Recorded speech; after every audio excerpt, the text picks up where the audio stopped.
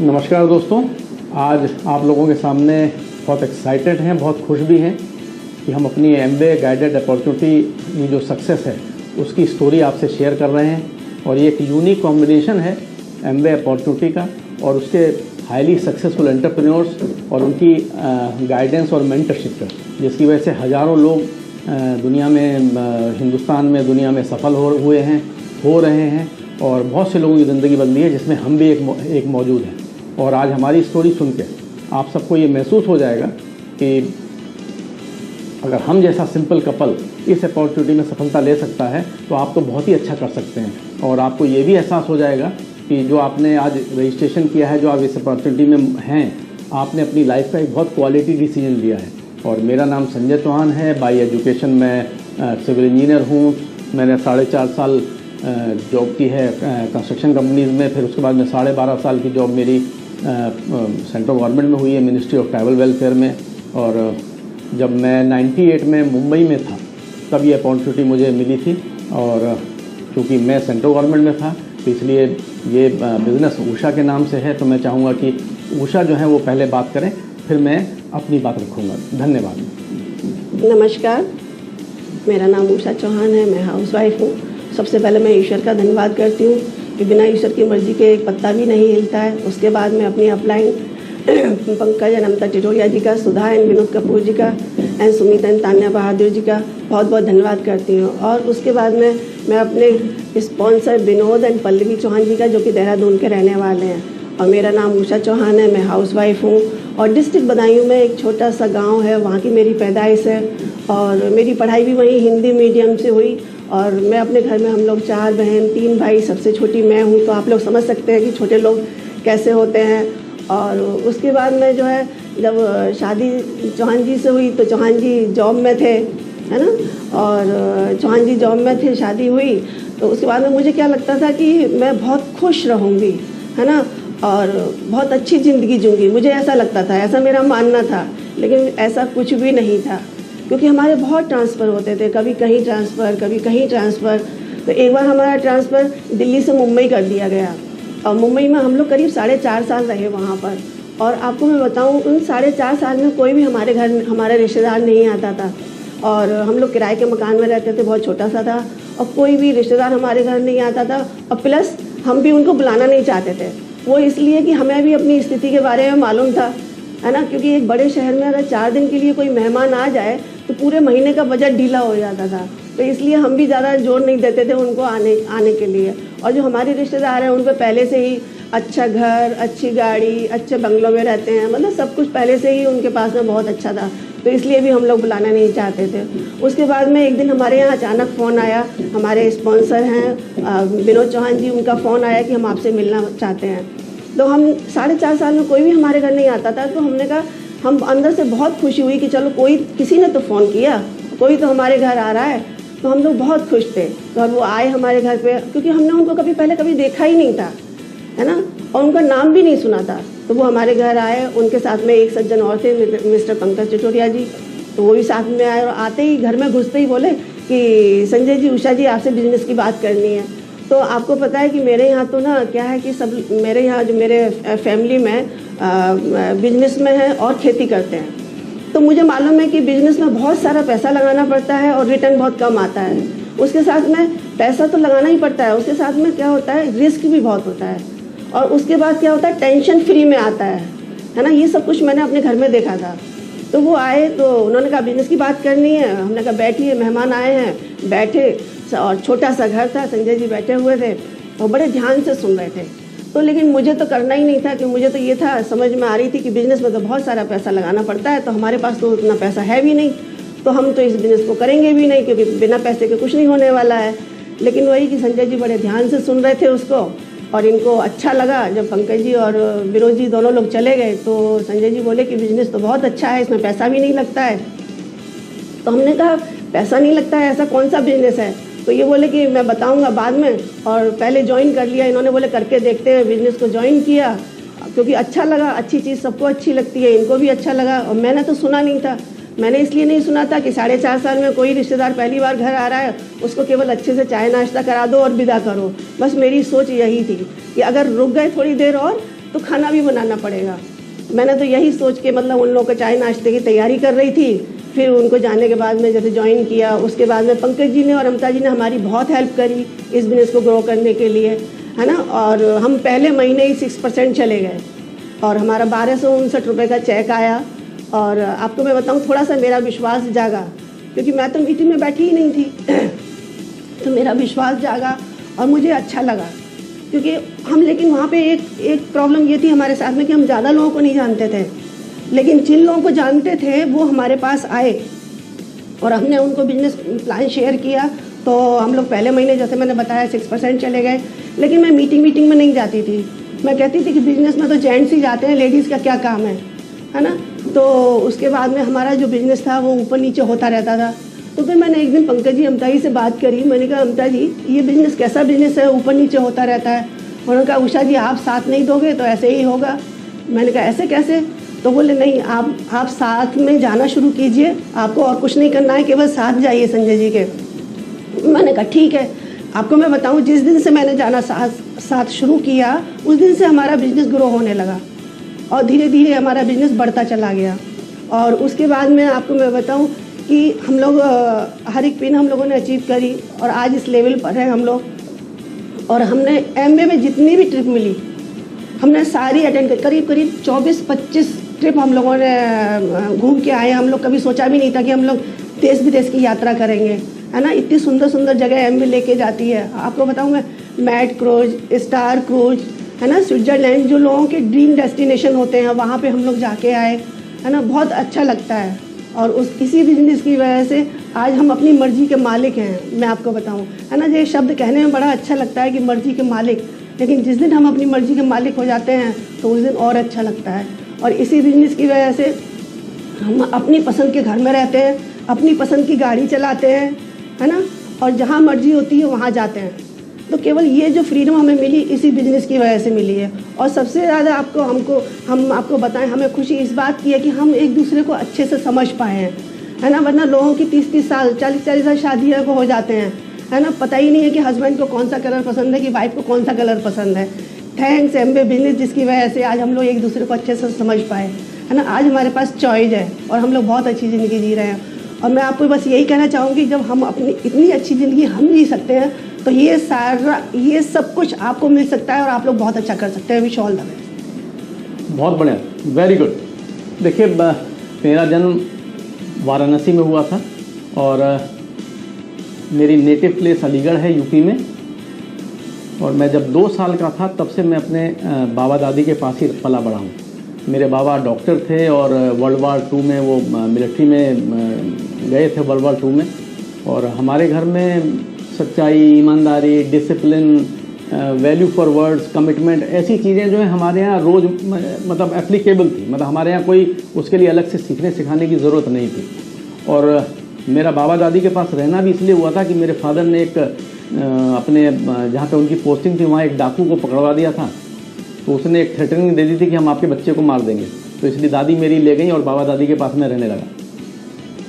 पहले पढ़ाई में फर्स्ट आते थे, बहुत अच्छे नंबर आते थे। बाद में खेलने में मन लग गया। तो जब खेलने में मन लगा तो नंबर कम होने लगे, खेल अच्छा होने लगा। मैंने आगरा रीजन क्रिकेट में खेला है। मेरा अलीगढ़ मुस्लिम यूनिवर्सिटी में एडमिशन भी हॉकी के बेस पे हुआ था, खेलने के बेस पे। और मैंने अलीगढ़ यूनिवर्सिटी की फर्स्ट 11 में हॉकी खेली है और मैं बहुत अच्छा खेल रहा था और मुझे अच्छा लगता था कि मैं बहुत आगे जाऊंगा। लेकिन तभी एक दोस्त के पीछे स्कूटर में बैठा था, एक्सीडेंट हुआ और मेरा ये सीधा हाथ टूट गया। 9 महीने 9 प्लास्टर 19 महीने में लगे, कुछ नहीं हुआ। फिर ऑपरेशन हुआ और फिर भी हाथ नहीं जुड़ा। खेलने का कैरियर ख़त्म हो गया। और फिर 1983 में मैंने जून के महीने में नौकरी शुरू की। पहली नौकरी दौड़ते भागते पकड़ी तो 450 रुपये की मिली। फिर कुछ दिन बाद फिर कुछ तनख्वाह बढ़ी, फिर कुछ तनख्वाह बढ़ी और ऐसे काम चल रहा था। तभी 89 में एक मौका मिला और मुझे सेंट्रल गवर्नमेंट के वेलफेयर मिनिस्ट्री में एक जॉब मिली। और उसके बाद लगने लगा कि ज़िंदगी जो है बहुत अच्छी हो जाएगी। घर वाले, परिवार वाले खुश हो गए कि चलो कम से कम लड़का जो है वो सेटल हो जाएगा। लेकिन यहाँ भी ट्रांसफ़र होने लगे 6-6, 8-8 महीने में, 8-9 साल में 8-9 ट्रांसफ़र हुए। कभी छत्तीसगढ़ भेजा जाता था, तो कभी आसाम में भेजा जाता था, फिर कभी मुंबई जाना पड़ता था, तो कभी कहीं, मतलब ऐसे ही चल रहा था। और वो हो इसलिए रहा था कि ईमानदारी की वजह से। और जिन चीज़ों को बड़े बुज़ुर्गों ने, माँ बाप ने वैल्यूज़ दी थी, वही लग रहा था कि इनकी वजह से गड़बड़ हो रही है। लेकिन करें क्या करें, नौकरी है, करनी पड़ेगी। तो मुंबई चले गए। तभी वहाँ 2 प्रोजेक्ट आए और उन प्रोजेक्ट्स में काम शुरू हो गया और मैं बिज़ी हो गया। अचानक फ़ोन आया, हमारे स्पॉन्सर विनोद चौहान जी अपने मित्र पंकज चटोरिया जी, जो इस बिज़नेस में बहुत बड़े डायमंड हैं, वो उनके साथ आए। वो फिल्म एक्टर भी हैं, टीवी सीरियल में भी काम करते हैं। तो मुझसे आके बोले कि बिज़नेस की बात करनी है।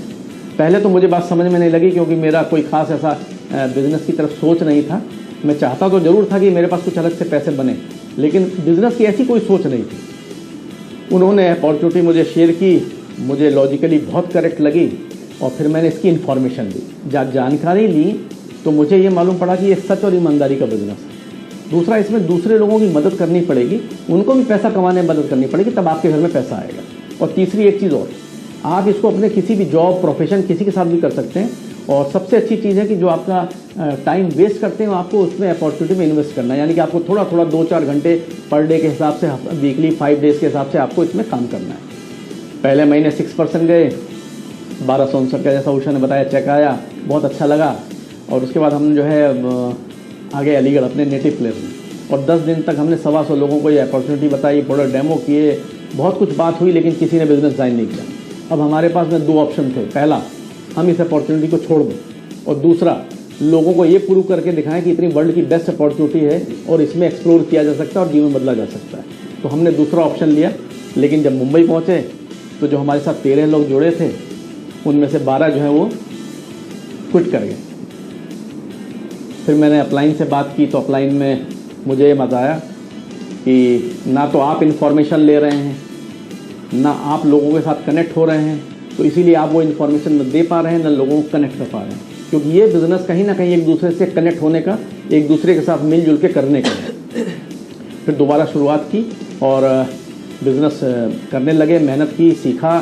क्योंकि पंकज जी ने बोला था कुछ किताबें पढ़ने के बारे में, कुछ उन्होंने ऑडियोज़, कुछ वीडियोज़ दिए थे जो सक्सेसफुल एंटरप्रेन्योर्स के थे, जो मोटिवेशनल टॉक के थे, उनको हमने सुनना पढ़ना शुरू किया।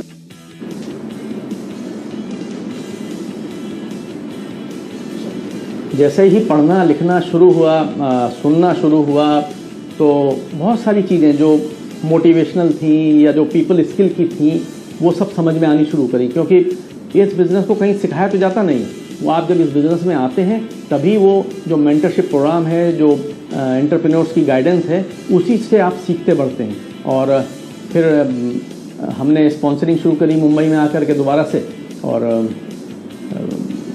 स्पॉन्सर होने शुरू हुए, और हम पहुंच गए 12% पे। जब 12% पे पहुंचे तो हेड ऑफिस में किसी ने फ़ोन कर दिया कि संजय चौहान जो है वो आजकल काम नहीं कर रहा है, एक बिज़नेस कर रहा है, और उधर ट्रांसफ़र हो गया। और ट्रांसफ़र हुआ तो मुझे भेजा गया छत्तीसगढ़ में, बस्तर में। तो लोग बहुत हंस रहे थे, उन्हें लग रहा था कि अब तो ये क्या कर पाएगा।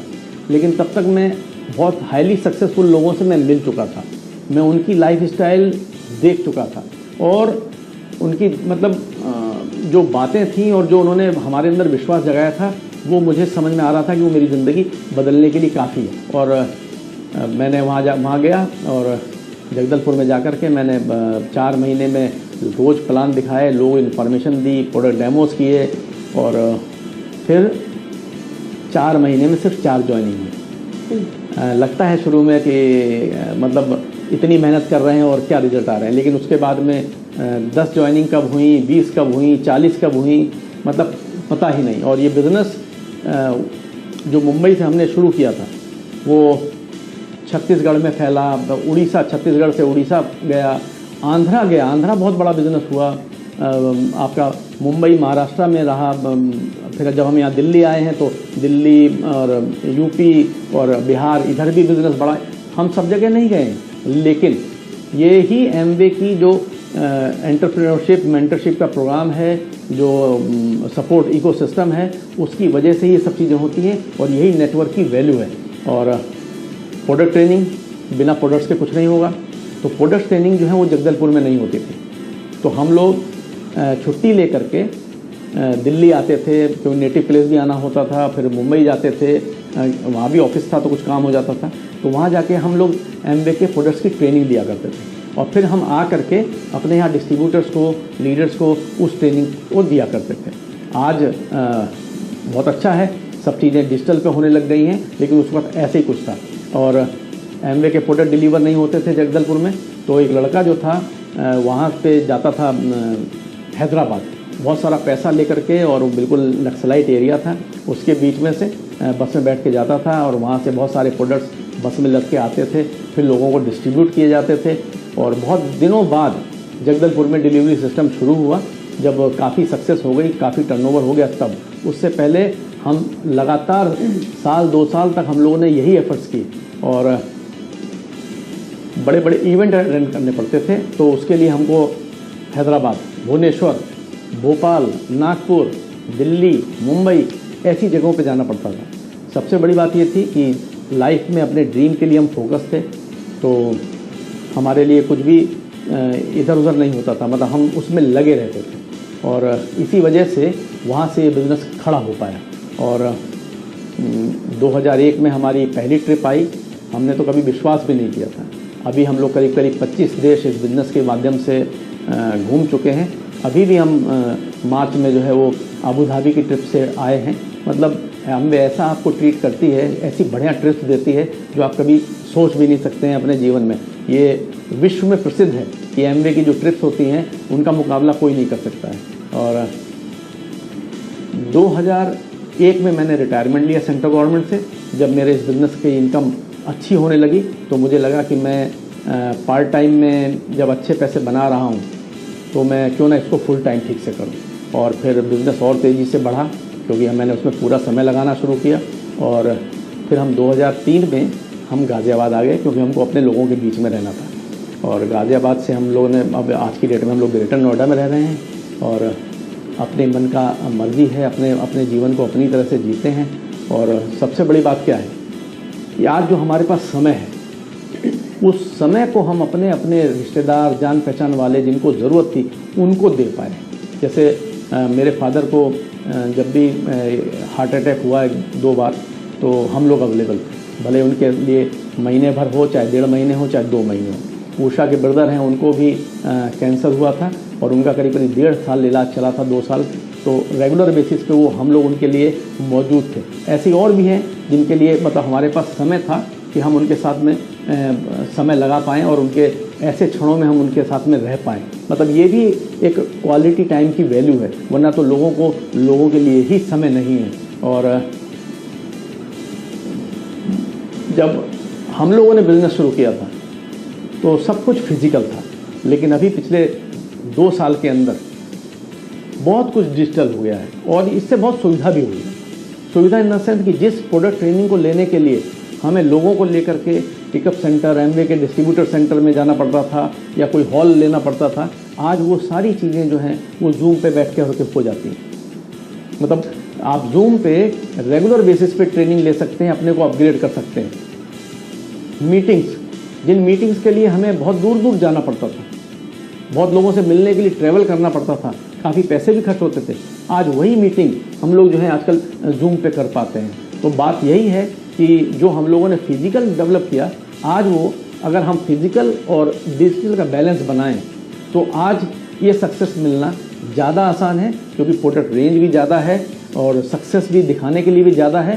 तो और आज की डेट में नीड भी ज़्यादा है, क्योंकि कोरोना के टाइम से जो जॉब की प्रॉब्लम हुई हैं, जो इनकम की लोगों की प्रॉब्लम हुई हैं, जो लोगों के छोटे मोटे जो काम धंधे थे वो रुके हैं, अटके हैं, उन सब की वजह से आज इस अपॉर्चुनिटी को हम ज़्यादा लोगों को दिखा सकते हैं, ज़्यादा लोगों को बता सकते हैं और उनकी हेल्प कर सकते हैं, ज़िंदगी बदलने में मदद कर सकते हैं। और इस अपॉर्चुनिटी के माध्यम से मैं बस आपको यही कहना चाहता हूँ कि अगर ये अपॉर्चुनिटी हमारे जैसे सिंपल कपल के लिए काम कर सकती है तो आप सबके लिए कर सकती है। Wish you all the best. Thank you. Back to home.